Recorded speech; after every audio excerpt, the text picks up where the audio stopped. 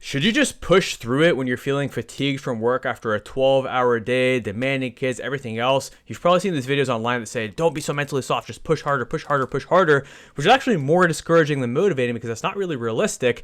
Yet you also know that the alternative to this extreme motivation, expecting you to be this perfect execution robot no matter how tired you feel, that the opposite of that, which is the other extreme, is just completely giving up on your fitness and being unfit, settling for a life of poor health, poor energy, poor fitness, poor everything for the rest of your life, and just completely giving up every single time that you feel tired or the least bit tired or conditions are not ideal, is also not the right way to go.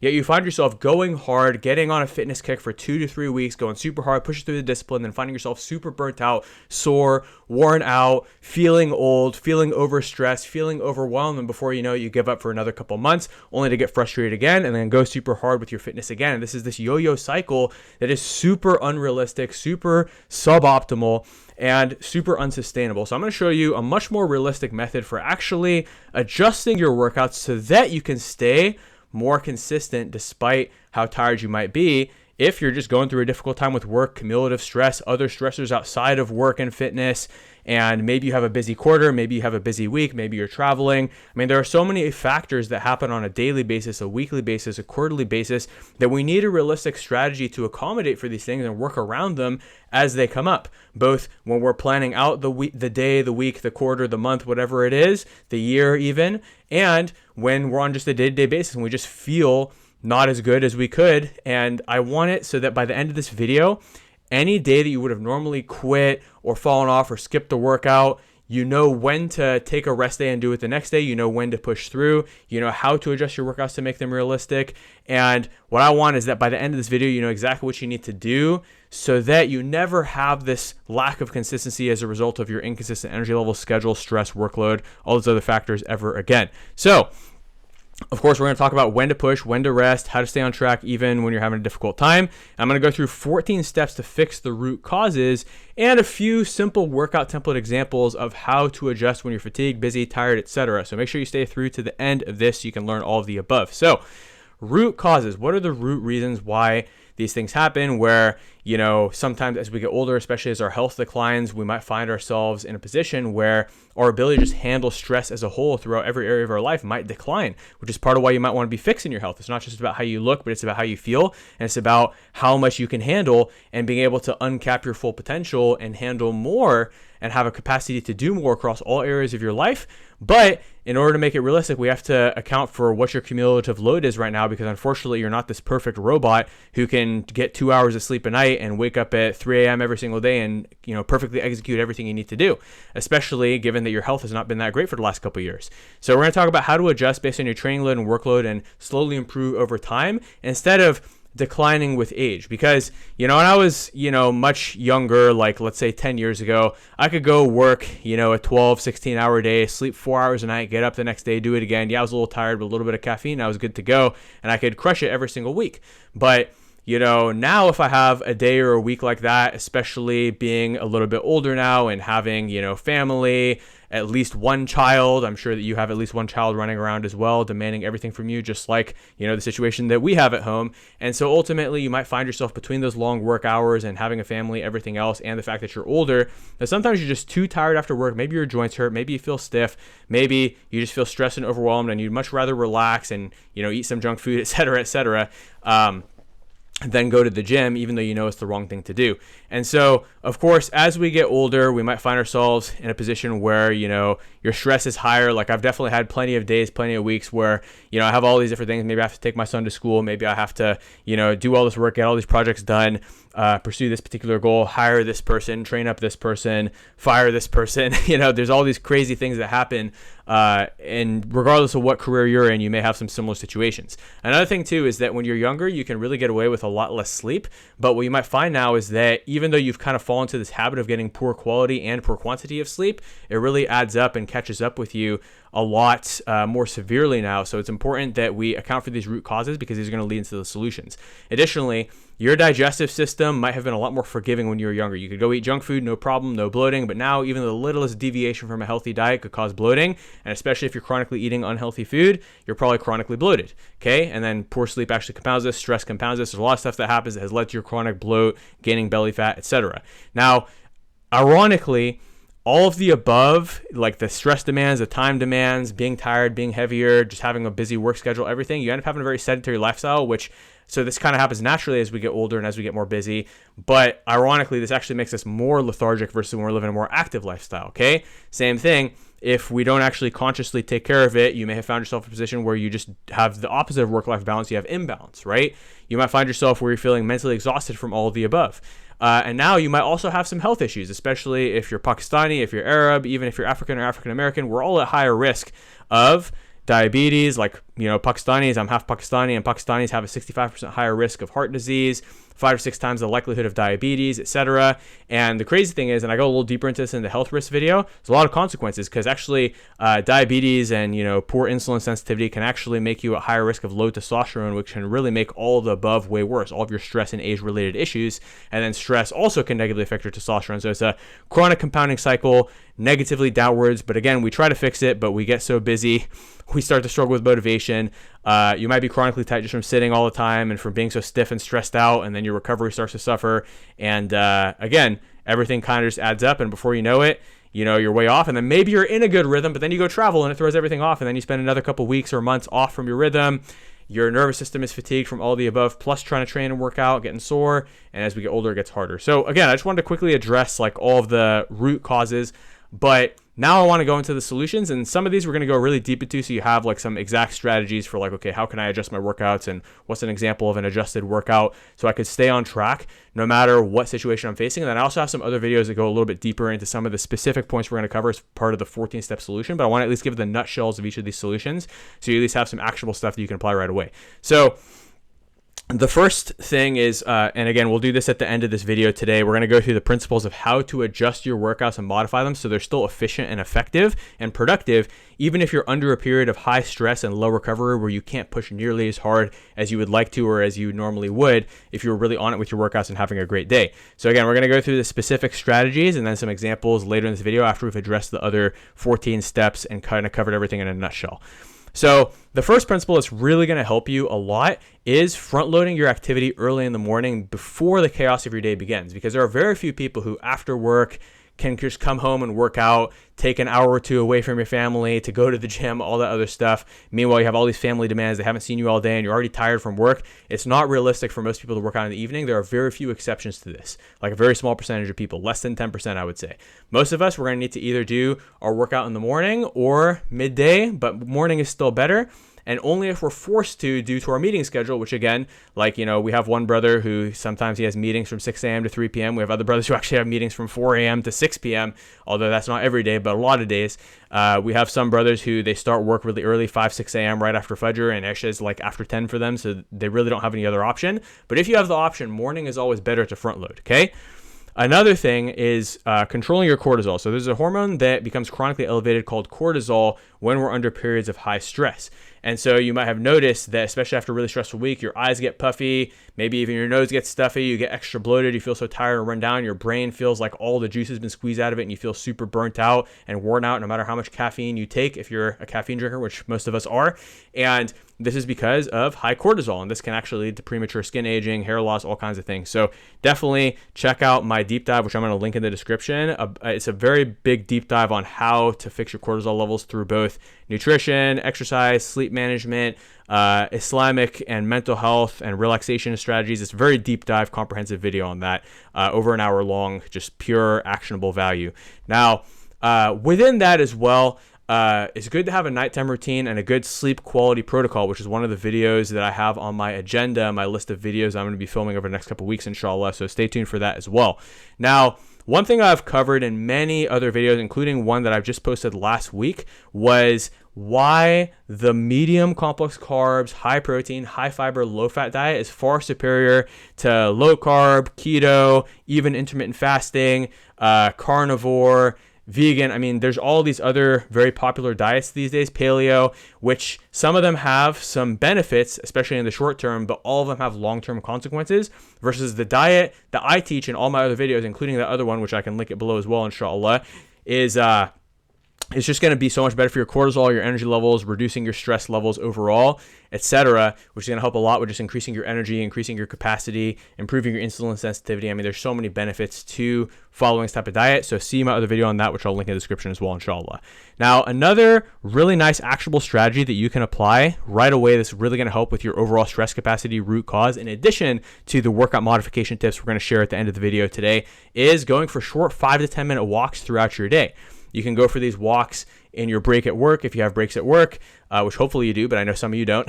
I know some guys who just eat their lunch while they're working because their work schedule is that hectic, some of our clients.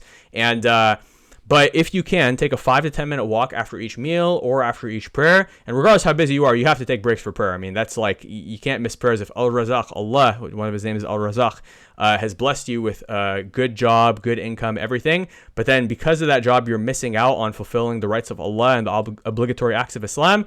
That needs to be fixed, absolutely. You need to go see a sheikh for that. Or we can also help you optimize your time management, which we've helped actually a lot of clients do who are struggling with their prayers before they did the program, alhamdulillah. So anyways, but go for those walks, okay? 5 to 10 minute walks to improve your stress, your energy, your circulation, your digestion. So it's going to help with the bloating too, in addition to fixing your energy and lowering your stress and giving you fresh air and burning calories and helping you lose the belly and your metabolism, as opposed to being sedentary and having that make you feel more lethargic and fatigued, especially by the end of the day. It's crazy. You'll actually be surprised. You're like, wait, I have to go spend energy to go walk? Yes, but guess what? Your blood flow, the oxygen in your blood, everything goes up, your circulation. And so by the end of the day, you actually have a lot more energy left over for your family, where you're not coming home grumpy and lethargic and just being that grumpy dad around your family, but you actually come home and you have energy to be the active, happy dad that your family loves and deserves and, knew before you became so stressed and burnt out. And so it helps a lot. And it's also good for you, your metabolism, and your health. So it's a win-win-win. It just requires that front-end discipline of going for a couple walks. Even if it's a 5-10 minute walk in the morning, maybe at your lunch break, maybe after work, no problem. Maybe take the family to the park if the weather's nice, whatever it may be. Just being active actually makes a huge difference for the above reasons. And it's good for your posture too, because it gets you moving. Schedule management and optimization. So again, there's a lot of custom stuff we can do for that, and we kind of touch on that in many of our other videos, which I'll be linking a lot of them in the description as well to go a lot deeper in that, so that this video doesn't end up being like 3 hours long to go into a 1 hour deep dive on each of these. I have 3 separate 1 hour deep dives for each of these points, but I just want to introduce you to the topics in addition to the topic of strategic dominoes. Okay, so if you set up your day properly, every single task that you complete is a domino that knocks over the next one, that leads to greater momentum and flow state, which there are a couple other recent videos that I'll be linking below that do touch on this as well.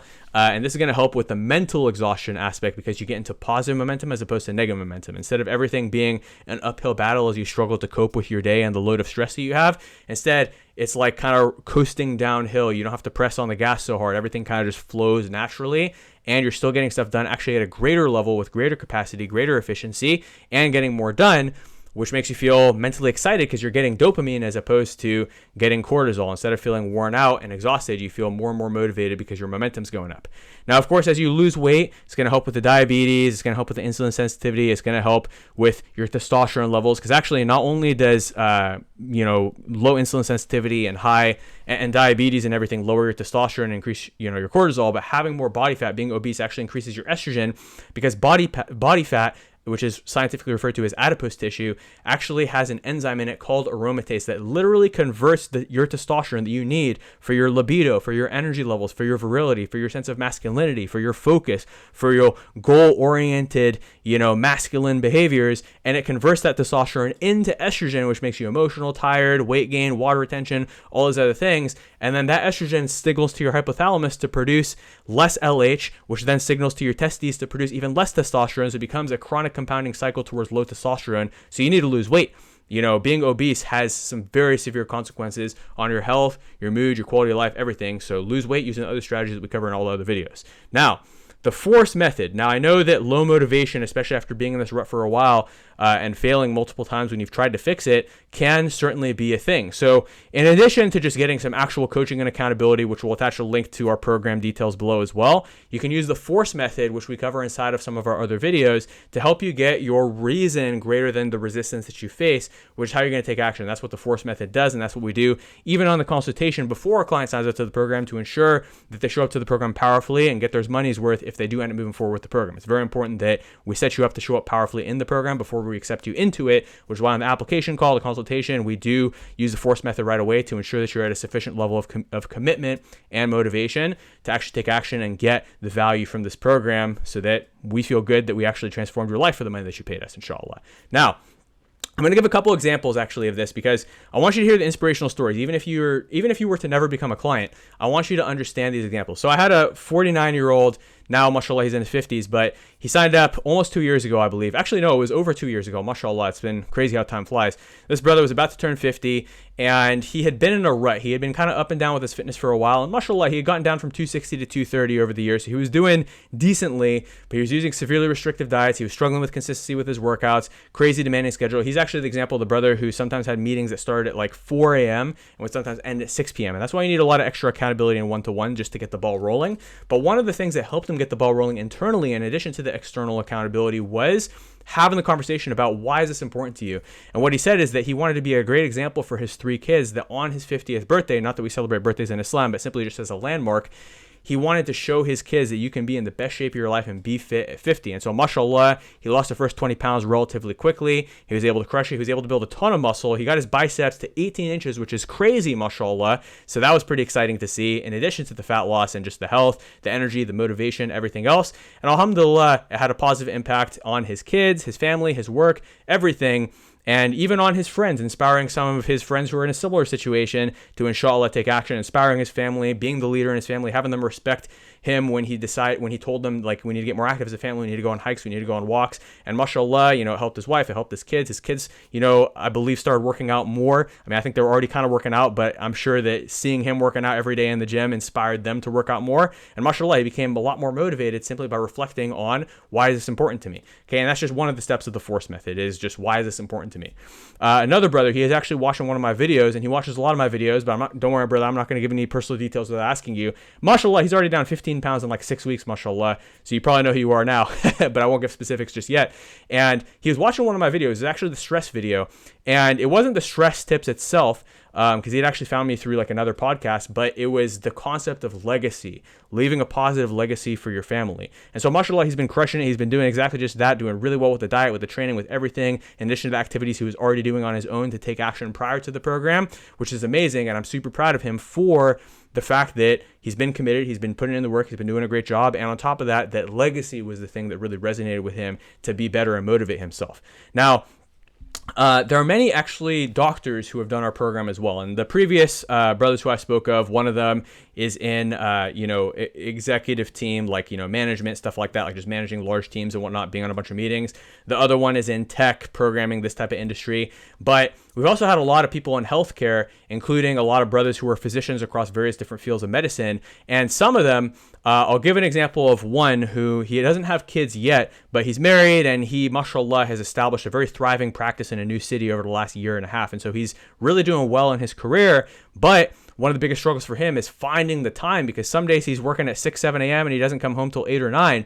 And that's a great example of like the work-life balance point, which we talked about before, where he had to kind of just evaluate, like, as I want to bring a new child into the world, what kind of precedent do I want to set? So the legacy aspect was important, but also for him intrinsically, before even having his child, he was thinking about, hey, you know what? I'm trying to give my patients recommendations for their health. Yeah, I'm not the picture of health right now. I'm coming in not looking healthy, not looking fit. And so that was a big motivator for him. In addition to the fact that he found that by front loading his workouts beginning of the day, like I was telling you earlier in this video, he actually found that he was able to show up in a much better mood for his patients and his day became much smoother. There's another physician who's actually 10 years older than him who already has 2 kids, mashallah. And this brother, that's exactly what he found, is that when he works in the morning, his energy levels are way better. The crazy thing is, I just had him on like 3 or 4 days a week working out during various phases, depending on how busy he was. Sometimes we scale it back to 3, sometimes we increase to 4. But this past Ramadan, mashallah, after working with him for 2 years, mashallah, this brother, another physician in his 40s, 2 kids, mashallah, although this Ramadan he had 1 kid, so mashallah he has a newborn, so may Allah bless him and his children. But this brother was working out every day. I only had 3 or 4 on there on the calendar during Ramadan of this year, 2024. But this brother was going in and doing extra workouts because it gave him so much energy. And at the beginning of the fast too.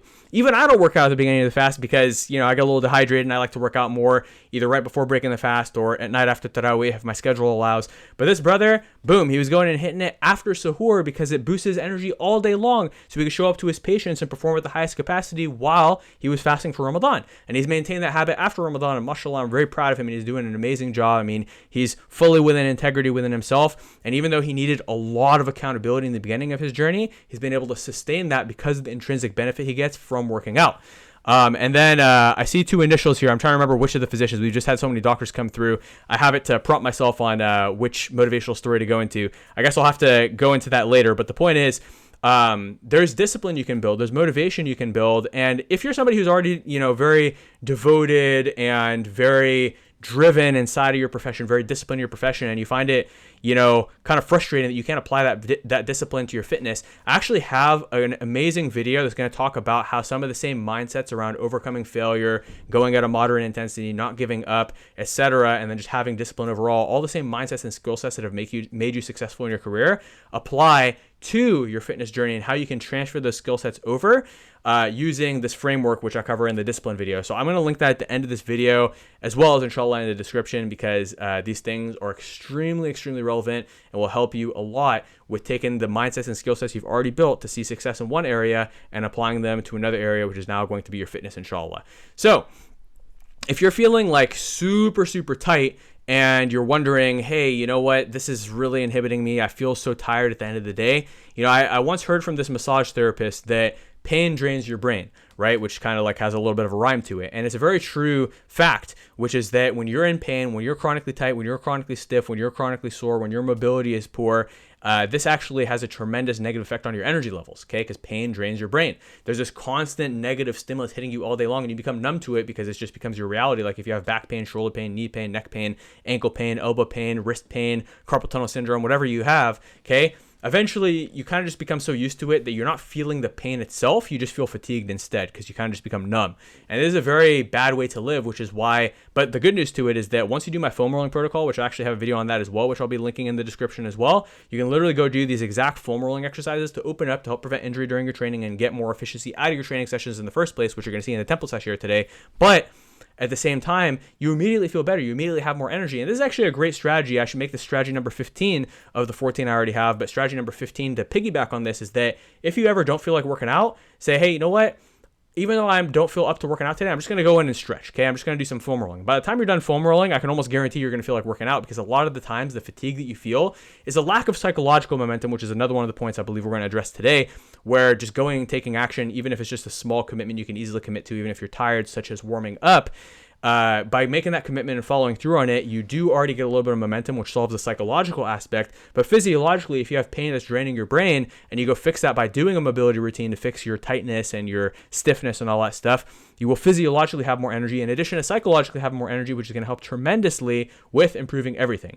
And then for some reason, I lumped bedtime protocol with that as well. But obviously, having a bedtime protocol, which we're going to cover in that other one in the video that we have coming up in the future, inshallah, which I'll link below once it's ready, inshallah, will help a lot with getting more quality and quantity out of your sleep, okay? But definitely, actually in the binge eating video, which I didn't mention in this, but I talk about why a lot of people feel the need after a long day of work and family, once everybody's finally asleep, to stay up late, binging on social media or TV or whatever, or YouTube, and then also binging on food, and how to solve it. So I'll also attach that in the description, inshallah. There's a lot of things I'm going to attach in the description beyond what I was even planning on attaching, but all the videos are relevant. Go through the channel, go through the videos that sound relevant to you, and you'll be very blown away, inshallah, by how helpful they are with actionable tips and everything else. That's the goal here, is to make this channel a sadaqah jariyah, inshallah, that helps millions of people, bi'idhnillah, who are in the exact same situation you are, which is busy Muslim professionals and dads who are struggling with their schedule, their stress, everything else. We want to help solve that. And speaking of stress, cumulative stress load versus net stress capacity.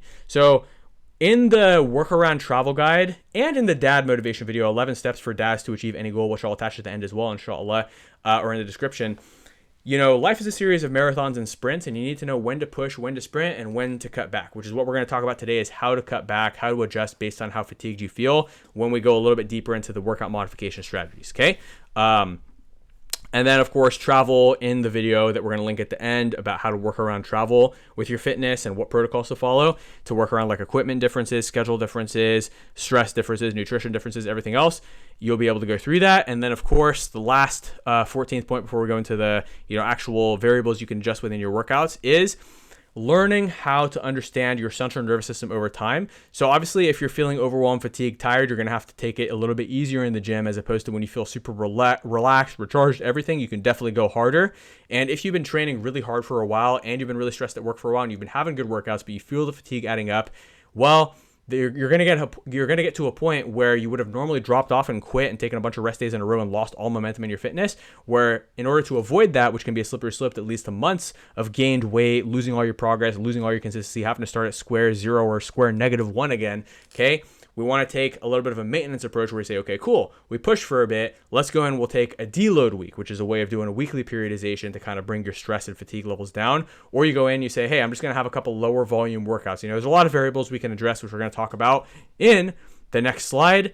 And then just one last point. So actually, this is point number 14, is that as you get older, you might have to train less frequently. Like when I was a kid, I could train, 4 or 5 days a week, maximum intensity. Now I train 2-3 days a week. If I'm going to train really intensely, or if I'm training at moderate intensity, I could do 3. And if I'm training at a really moderate intensity, maybe 4. But even then, especially given my workload with work, family, everything else, usually I can't sustain 4 times a week for more than like 3 to 4 weeks at a time before I have to scale back to 3 days a week and go into maintenance mode. So again, there's a lot of different variables to account for.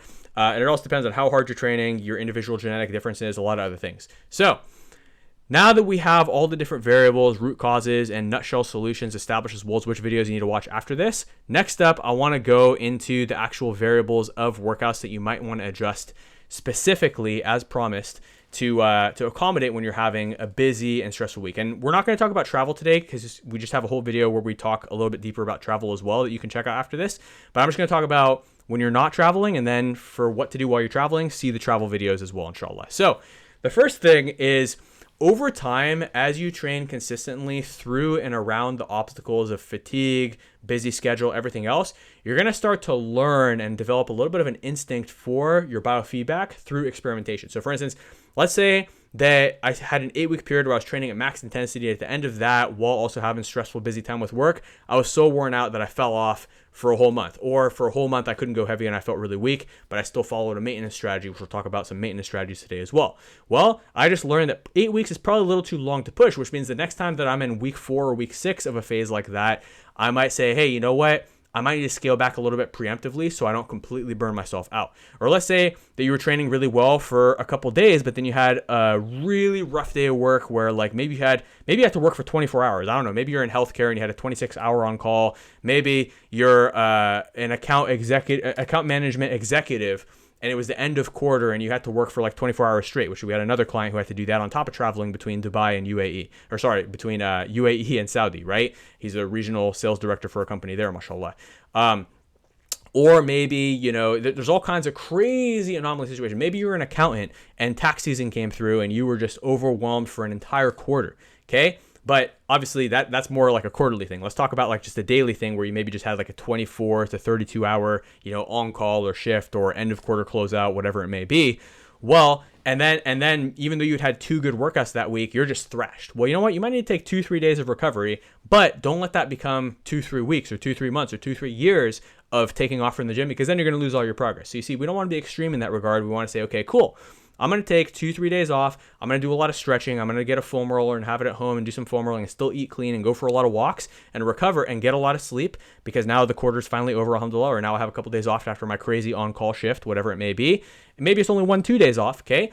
And then I'm going to go hit a workout on this specific day, okay? This is a much more moderate way of looking at things, and so you develop this biofeedback over time in any of those given situations. Likewise, if you know, hey, every year from January to April is my busy season in my industry, or every year, let's say you're in e-commerce and every year October, November is just crazy busy for you, and you know that for that 8 to 12 week period, you're going to have to just train in maintenance mode 2-3 days a week, go hit 6,000 to 8,000 steps a day, do a little bit of stretching, and that's your maintenance mode to keep your energy levels and your health on point without gaining weight and completely falling off track, no problem. Do that every single year, and then the rest of the year you can push.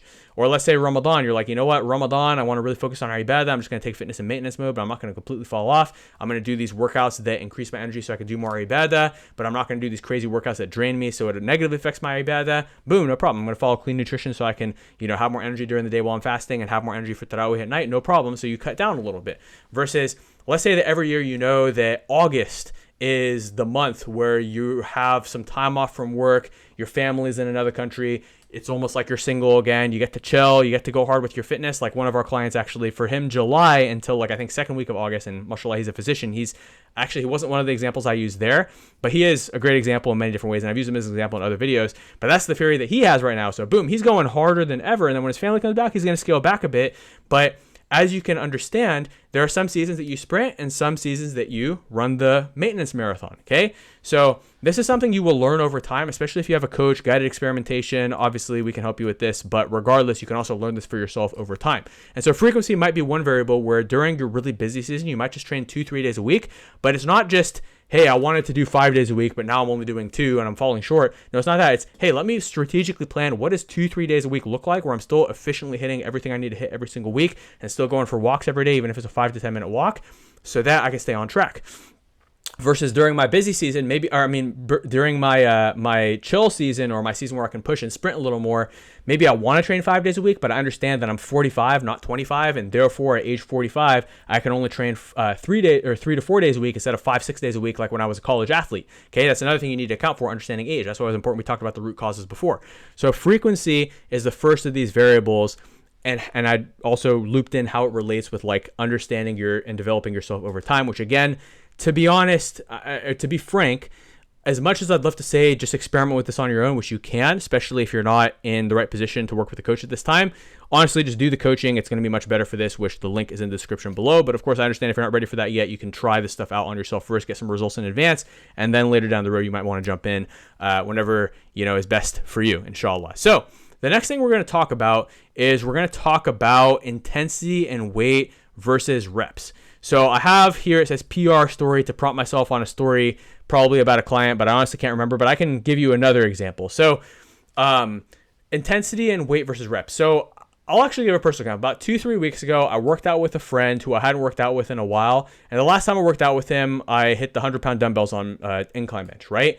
And even though I was having a rough week at work, even though I was getting a little bit of elbow pain just from long hours typing, everything else, and the fact that I had to miss a couple of massage appointments due to just some family stuff, to where obviously there were a lot of factors where, intelligently speaking, I probably should have scaled it back. Occasionally, even I still make mistakes, even after doing this for 15 years, which is fine. Okay, so I went heavy, and with the hundreds, I only got 5 reps, which normally, I think the last time I worked out with him, maybe almost a year ago, I got 10, but it's okay. So I made a mistake of ego lifting, and I was pretty messed up for a week or two after that. So the following week, I had to take it really easy and just have a productive workout on bench.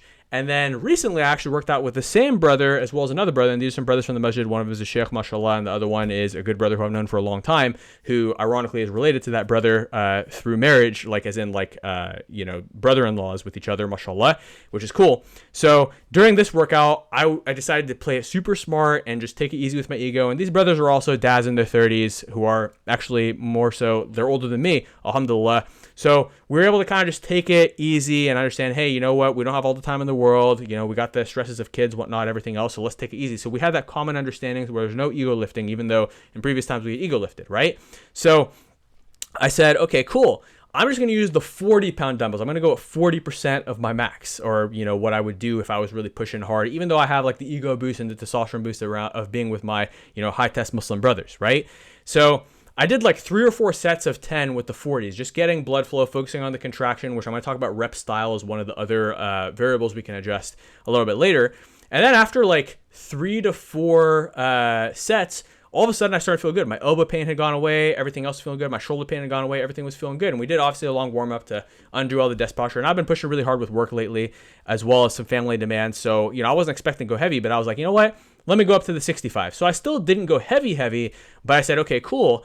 Let me push myself with the 65s. And I didn't have much of an expectation. After 10, I said, you know what, let me keep going. I went to 20. And after 20, I was like, you know what, let me get 5 more. So I did 5 more, and I got 25 good reps with good form, which is actually the same amount. Actually, it might have been more, because I think I got 25 this time, but I think a year or two ago, the last time that I was just like, feeling really, really good, I think I had hit like the 110s for 6, then did another set of like 23 or 24 with the 65s. So it was awesome because I kind of matched that PR. And I think PR wasn't actually initial. It was supposed to prompt me on like just the idea of hitting PRs with different variables. So there's some days where your cardio just sucks, but you're able to go heavy and you're like, you know what, let me just get this done. Let me just go hit one heavy set, boom, get it done, we're done. There's other days where your joints are going to hurt. You're like, man, I'm so mentally worn out and physically hurting that there's no way I could do heavy weight today. So let me go with lighter weight. But then with the lighter weight, if you feel like you can push it for reps because you still want to get a personal record, which is what PR stands for, you can push and still get a personal record and still leave the gym feeling accomplished that day, knowing that you stimulated progress, especially if you're in a sprint phase, but you just had one bad day where you felt fatigued during a sprint phase, if that makes sense. And also, let me know in the comments if you have questions, because I know these are a lot of in-depth topics, and I'm making a lot of assumption. I'm talking to you as if you already understand what all these terms mean, but, I think most people watching this know what reps and volume and all that stuff is. Reps just means how many times did you do the weight, how many repetitions did you do. So 20, did you do 10, did you do 15, did you do 25, did you do 8, did you do 6, right? But if any of these terms you need me to clarify, just let me know in the comments, because I want this information to be accessible and applicable to anybody who's trying to get in shape, even if you've never worked out before. I mean, we've had clients who never worked out before their 40s or their late 30s, or even their 50s, 60s, 70s, although those are much rarer cases. Most of our clients are in their 30s and 40s. So, for instance, the doctor who I talked about before, brother whose name starts with an M, who's got 2 kids and was working out every day in Ramadan when he only had 1 kid, but the next one was on the way. So that's a stressor in and of itself, is taking care of his wife during that time. But this brother was working out every single morning during Ramadan because he had that sufficient level of reason to work out, because it gave him the energy he needed to perform his best. And we had built a habit and positive feedback loop, and mashallah, he took it to the next level. So, and of course, for him in his 40s as a dad with high stress to work out 5 days a week, he had to adjust his intensity, but he knows these things. He's been working with me for 2 years, so he's learned these topics from our calls, from our working together, from working with the other coaches on our team. So he understands these things, right? Alhamdulillah. And you're going to learn to understand these things too over time. So again, you're able to get that personal record, and it's highly effective. So what point was I making? I was talking about the reps, right? So you can go for a rep PR if you just feel like, hey, you know what? Let me just get in there, hit, one high rep set and get out of there. Or likewise, maybe you're feeling like how I felt, the other day when I was just doing a bunch of sets before I felt good. And if I hadn't felt good and decided to go heavier and do a little bit more reps, then I would have just said, hey, you know what? Let me just, use a light weight, just do a couple sets, not go too crazy. And I'll just do like 4 or 5 sets of a light weight and just focus on the quality of the contraction of my form and everything else, especially if you're dealing with an injury, or especially if you're just getting started. Starting and just kind of building up over time with light weights and figuring out how do you get the most out of light weights before you go heavy is one of the best ways to go to limit the stress on your joints and your central nervous system, while still giving yourself a lot of muscular stimulation, which drives your metabolism up, drives, increases in muscle mass, muscle tissue. And as you accumulate more muscle tissue on your frame, it increases your metabolism such that you burn more fat passively, in addition to getting your step count up to 6K, 8K, 10K, whatever's realistic for you. Some brothers have even pushed 15K, mashallah, especially if you have an under-the-desk treadmill and standing desk. And so there's a lot of different things you can do. Another one is exercise variety. Maybe there's some days where your shoulder's just killing you, or you're feeling really fatigued, or, the idea of doing any given heavy lift, like for instance, deadlifts, I barely do deadlifts. Like, even since my late 20s, I have not done deadlifts. And I don't think I've done deadlifts even once since I started my 30s. Okay? It's not because deadlifts aren't a great exercise. I mean, I did a ton of them in my teens and early 20s to build my initial muscle. But right now, my goal is maintenance and just keeping my fat down and, staying muscular, functionally fit, and healthy over time. So there's no need to do deadlifts. Because if I wanted to, do deadlifts, and really stimulate muscle, I need to use at least, because I'm so deconditioned to the stimulus now, I could get away with the 200 to 300 pound range for the next couple weeks. But if I eventually want to push it, I'd be doing sets of 300, sets of 400, sets of 500 on deadlifts. And that would just drain my central nervous system so much that would negatively affect work, negatively affect family, negatively affect a lot of different things, even if I built up to it. And even when I did do deadlifts, ever since my mid-20s, I've never done them from the floor anymore like I used to when I was competing in powerlifting in my early 20s, when alhamdulillah I was able to deadlift 600 plus in competition standards, alhamdulillah. But instead I deadlift from the rack, because from the floor actually stresses out your central nervous system more than from the rack. So that's why I was doing it from the rack, so that I wasn't messing up my, energy and productivity. And that was the first time that I started prioritizing work over my workouts, was when I was 22 and I first, became manager of the gym that I was working at. I had 10 trainers working under me by the time I was 23. That was the first time I got obese as well. And I'll talk about that more when I talk about my backstory and the different points where even before getting married, I battled with my weight, and then the points throughout my 20s where I was battling with my weight. And then, of course, getting in shape, even as a dad, running a business, everything else. So that by the time that I turned 30, I was already under 200 pounds, and I've maintained under 200 pounds since I turned 30 and entered my 30s, alhamdulillah. So very, very happy about that. And a lot of it is these strategies and just setting your metabolic baseline. I mean, there's so many topics that I have on the list I'm going to go through, so definitely stay tuned and make sure you're subscribed if you're not.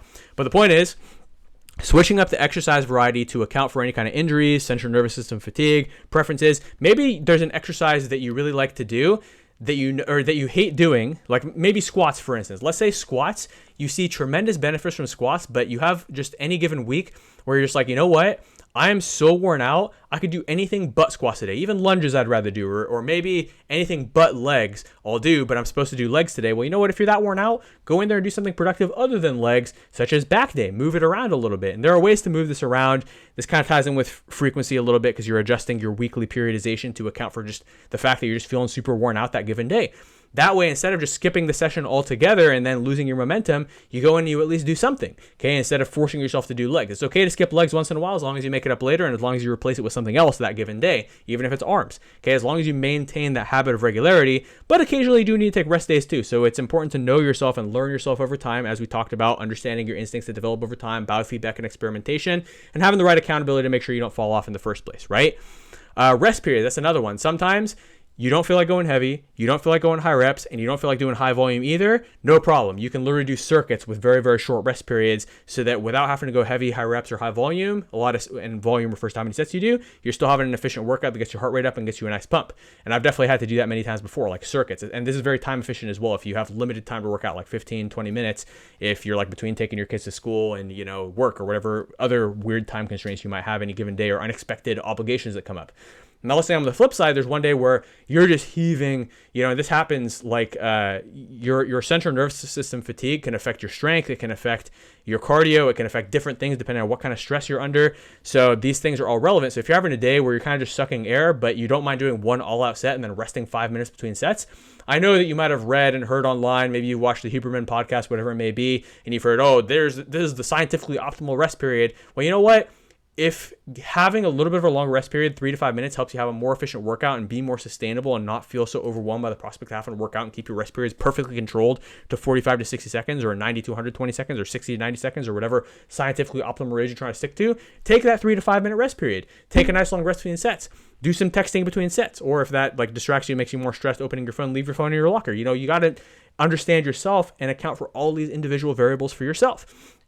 And I know that this might be the first time that you even considered some of these variables, but these are all things that we look at inside of our program because these things are all relevant to get you the result for our clients, which if you're a busy Muslim professional in your 30s or 40s and you're a dad as well, you're like the vast majority of our clients, okay?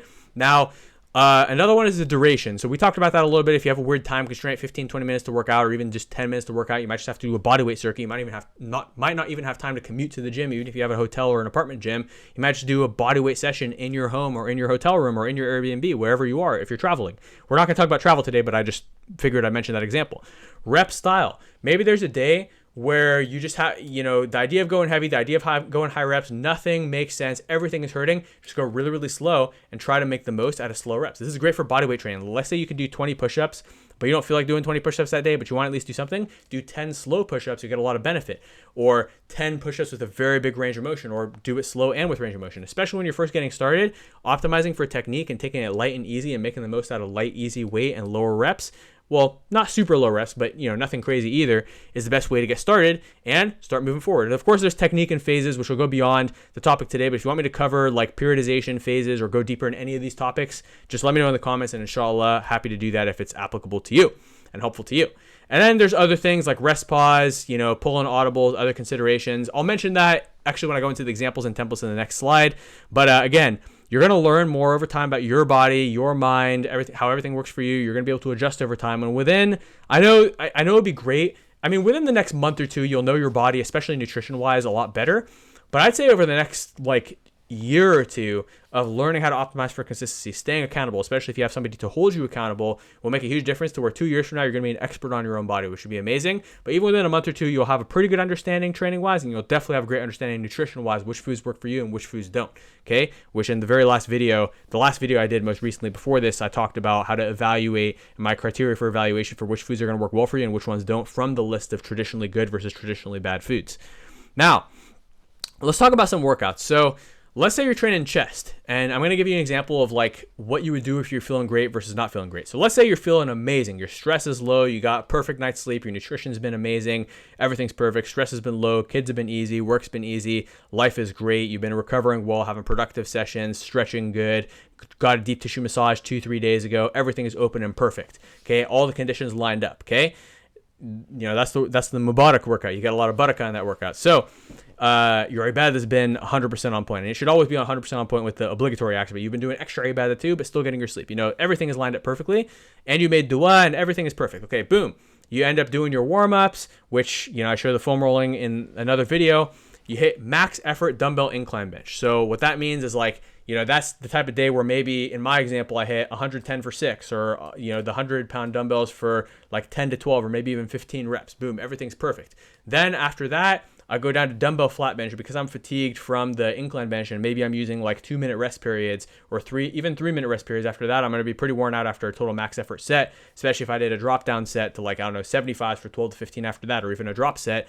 Boom, now I'm hitting my flat bench, and maybe I just hit, you know, the 65s for 3 sets of 10 or 1 set of 20, however I'm feeling after that max effort dumbbell incline. Then I go and I hit maybe 4 sets of 15 on chest flies, lightweight, and I'm doing rear delts between every set. And I can do more videos on this too, but whenever I train chest, I always hit rear delts, because if you work in front of a computer for any length of time like I do, your shoulders in the front are already tight, and if you train chest without hitting your back along with it, or at least rear delts, the muscle in the back of your shoulder, then your posture is going to get totally messed up. Versus if you hit rear delts between every set of chest, and you're training back, and you're hitting rear delts on shoulder day 2, you're hitting some kind of back every day, your posture is going to get so much better, and you're doing a good posture warm-up, which is part of this warm-up sequence. That's going to prevent you from developing shoulder issues over time, because I'm sure you've seen that guy who's been lifting since his teens, and now he's in his 40s, and he can't even lift his shoulders up properly.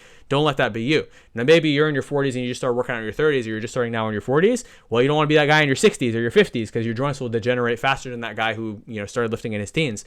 So always take care of your joints. Always don't just take care of the amana, that's your body fat percentage, and your overall health, and avoiding diabetes and heart disease and heart health. Take care, and hypertension, take care of the amana that is your joints. Take care of the amana that is your teeth. Have good oral hygiene too, right? So again, we want to take care of the amana that is everything Allah has given us in our bodies and in every area of our lives.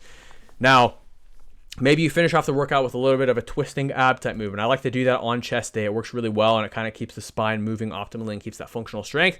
And you do a cool down, and then maybe you're feeling so good that you even do some boxing at the end and some light stretches to finish. That's an ideal perfect day. Let's say it's a day where you're feeling low. No problem. I'm still going to do my full warm up. Even more important on those days. I mean, it's important every day. Either you're going heavy or either you're feeling all messed up. Then maybe on my dumbbell incline bench, I just take it like really light. Like the other day, I did 40% of the weight I normally would. And then when I felt decent, I did 65% of the weight that would be my max effort weight.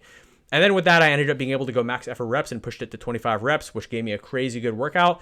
But if it had been a day where I was feeling really, really low, then maybe I would have just done the 65s for another set of 10 and called it a day. Or maybe I would have never even gone up to 65 and just done the 40s. So really the other day, which was I think yesterday, actually it wasn't just earlier this week, it was yesterday when we did that, what was a medium day, right? Which would be the example between these two, where I felt low in the beginning because I had a stressful, week of work, really overwhelmed, really burnt out, beat up. But then, mashallah, I was able to actually get, alhamdulillah, I felt good a little bit through the workout. I think as I got the energy out of my head from just all the hours of work I've been doing that morning into my body before Jummah. So from there, maybe I would have just done the sets with low weight, and then you know what?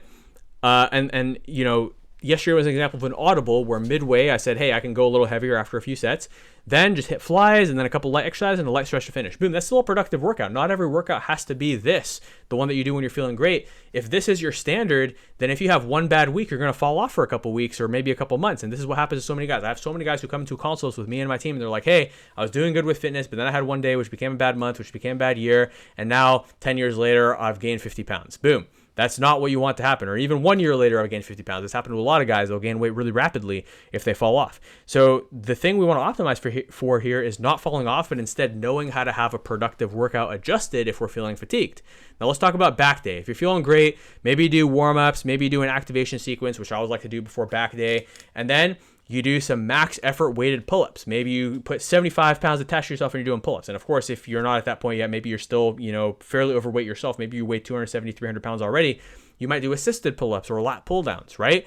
Then max effort, heavy one-arm rows. Then, some detail work, like some more isolation exercises. Then a little bit of max effort biceps, max out on concentration curls and do a nice stretch to finish. However, not every day you're going to feel perfect. There's going to be some days where you feel low, where you do a light warm-up, you do an activation sequence, you do some dumbbell pullovers just with medium weight to open things up, get your posture on point. You do some cable pullovers to activate. You do one all-out set of pull-ups, but you don't add any weight. And again, if you're very overweight, you might be just doing a set of lat pull-downs or assisted pull-ups. In my case, if I feel great, I'll do weighted pull-ups. If I don't feel great, then I'll just do, pull-ups with no weight added, and maybe I'll just, go up in reps. And actually, earlier this week on Wednesday, I was feeling so fatigued that I didn't even want to go above 10 to 15 reps on my regular pull-ups, which normally I could do like 15 to 25, depending on how I felt.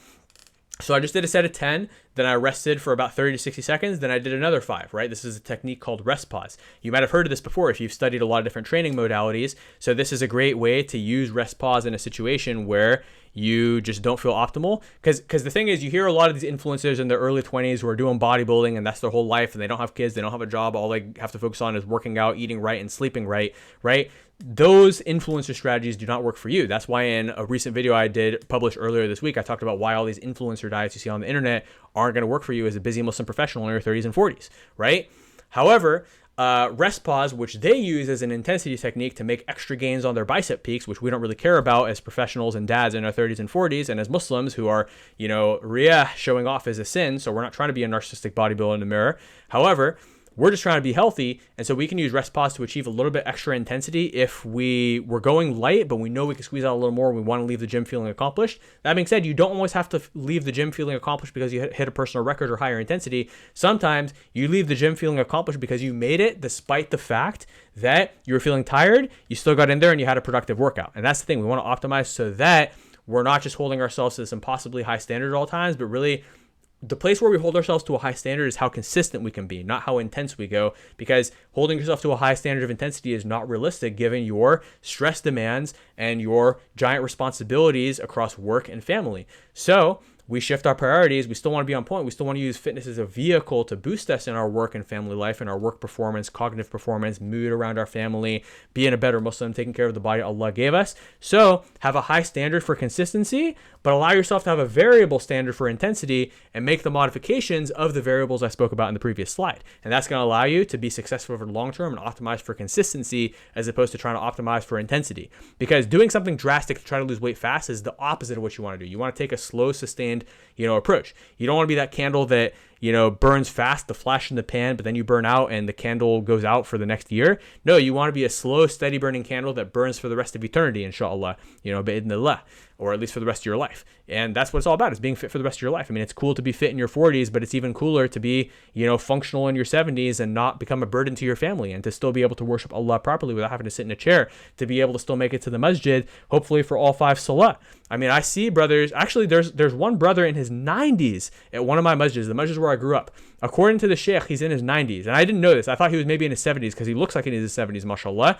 But during Ramadan this year, and he's the mueddin as well, most of the time, except when he's not there, some of the other brothers get the opportunity to give the adhan, but if he's there, he's giving the adhan, and everybody knows it, mashallah. So may Allah give him lots of barakah for that, and mashallah, he's making, bi'idhnillah, the last of his deeds, the best of his deeds, and that's what we want for all of us. We don't want to be weak and bedridden, and I'm not trying to say that that's like a bad thing if maybe some of your family members went through that, or some of your family members are going through that right now. May Allah give them shifa. But what I'm saying is, for us, if we have the ability, bi'idhnillah, to take action today that allows us to be fit into our 70s, 80s, and 90s, then we need to take it. I mean, we're shortchanging the amount of our ibadah and good deeds we can do and our ability to make the last of our deeds the best of our deeds if Allah permits us to live to be 70 plus, which for a lot of us He will, if we don't take care of our health now in our 30s and 40s, okay? But yeah, so I see this brother, 90 years old, makes pretty much every prayer. The only prayer where sometimes I don't see him is Asr, but any other prayer, if I go to the masjid, I'm going to see him there. Fajr, Isha, usually Maghrib, usually Dhuhr, Aisha is the only one where sometimes he's not there, but usually 99% of the time, I feel like he's there, like 99% of the time. Now, there's another brother in his 70s. I didn't think he was in his 70s. I thought he was in his 50s or 60s max. Mashallah, one day I was talking to him, and he's a friend of my dad's. Turned out he's 70, mashallah, and he's at the masjid almost all 5 prayers as well, mashallah, even though he's in his 70s, but he took great care of his health, mashallah. I mean, the way he stands, like when I imagine what the Sahaba must have looked like, I actually imagine him. Ever since I was a kid, I always thought that he looked like a Sahaba, mashallah. And, mashallah, he's doing such a great job holding himself to a high standard because he's been consistent with walking and these other things. I actually heard a story once of the 70-year-old sheikh who his routine is after leading Fajr at the masjid, he'd go for like a 7-mile walk every single day. He takes care of himself. He even surfs, all that stuff. He lives like a couple hours north of me, and I heard about this guy, and it was funny because I did an Instagram video about it 2 years ago, and then subhanAllah, the sheikh actually commented on it maybe after a couple months after somebody had shared it with him, and the video had, gotten a lot of views, subhanAllah. So there's a lot of examples. And even now, I mean, I know multiple men in their 60s who are in better shape than most people I know in their 20s. Why? Because they took care of their health. So take care of your health for the long term. It's not about how fast of results can you get in your 30s and 40s. It's about getting into a slow, sustained rhythm of consistency now in your 30s and 40s so that in your 60s, 70s, 80s, In Shaa Allah, bi'idhnillah, you'll still be in a good rhythm, and you'll be like the 90-year-old mueddin at my masjid. You'll be like the 70-year-old brother who I see almost every prayer at the masjid. You'll be like the 70-year-old sheikh who goes for a 7-mile walk and leads all of the prayers at his masjid, right? And there's plenty of examples like this. So let's set ourselves to the standard of being that highest standard of longevity and consistency as opposed to being the highest standard of intensity. Let's let the 20-year-olds have that highest standard of intensity because they can afford it. They're 20. They're at the peak of their growth hormone levels, the peak of their testosterone levels. They got no other responsibilities, no kids, no wife, all that stuff. I mean, if anything, it's actually important for them to keep themselves away from sin and temptation to go drain all their testosterone in the gym as opposed to becoming tempted by all the fitna until they get married. And may Allah help them get married quickly and establish themselves financially in their careers so they can get married. But In Shaa Allah, for us, we're in our 30s and 40s. We don't need to hit that intensity. We're already married, alhamdulillah. We got kids. So let's be a good role model to those kids by being a fit, healthy dad and having longevity instead of trying to optimize for intensity only to burn ourselves out and ruin our consistency and longevity, get injured, all that other stuff, okay? It's about that slow, steady burn and making the accommodations per what we talked about today. And any of the questions you have, let me know in the comments. Now, we're not done yet, okay? So we talked about kind of finishing off this workout light as this example in back day. And I can also, I've put this on a couple other platforms too, but I can upload some video examples too if you want a more tangible example. Just let me know in the comments. Now, there are 8 videos I recommend you go through now to expand upon your education here with whichever points resonated with you more deeply. And I think there were 2 more actually videos that I thought of as I was going through this. So maybe I'll go through this video later and try to get all of them in the links below. But there are 8 that I was planning on linking below already, which I want you to go through right now. So at the beginning of this video, I talked about the health risk video and how high stress can increase your risk of diabetes by 45%, obesity by 25%, heart attacks by 23%, and hypertension by 15%. These are some astounding statistics. So make sure you go check out my risks of being obese video to help motivate you to go take action. And sometimes fear is a good thing, just like how fear, taqwa of Allah can actually motivate us to, have more khushu in our ibadah. Likewise, having a fear of consequences in our health can motivate us to finally do something about it and commit to this long-term rhythm that we speak about. Okay? We talked a lot about cortisol and stress. I'm going to link in the description a 1-hour cortisol control masterclass to teach you how to do this at a very, very high level, in depth, with multiple strategies across deen and dunya that also bring you closer with Allah and help you get in shape. We're going to do a sleep optimization video soon. That one is not done yet, but In Shaa Allah, once it is, I'm going to put it in the description as well, a link to it. So make sure you subscribe so you don't miss it, In Shaa Allah. But one video that we did recently is why most diets ruin your energy levels, metabolism, and results, and what to do instead, which I'm definitely linking in the description, In Shaa Allah. I'm also going to link the foam rolling video in the description, In Shaa Allah, so you can do it and within a couple minutes have way more energy because pain drains your brain. But if you open up all those tight muscles, it's actually going to fix it. I'm also going to link in the description 11 success and motivation steps for dads, where we also talk a little bit about the force method, which we cover in a few other videos too to get you motivated.